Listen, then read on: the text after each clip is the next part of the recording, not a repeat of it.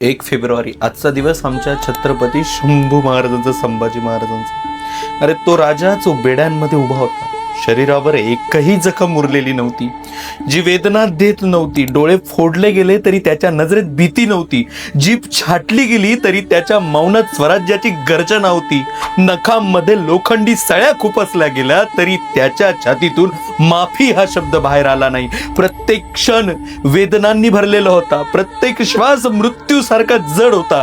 पण छत्रपती संभाजी महाराज झुकले नाहीत, कारण त्यांच्यासाठी जीवनापेक्षा मोठं काहीतरी होतं, ते म्हणजे स्वराज्य आणि धर्म.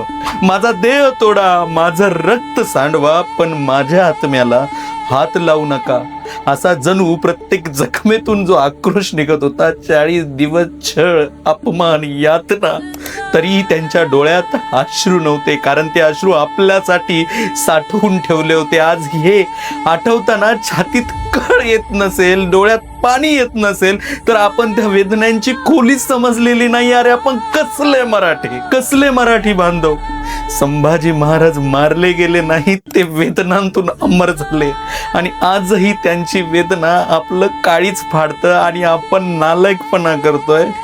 त्या छत्रपती संभाजी महाराजांचं जे नाव दिलेलं शहराचं नावही आपण छत्रपती संभाजी महाराज करू शकत नाही.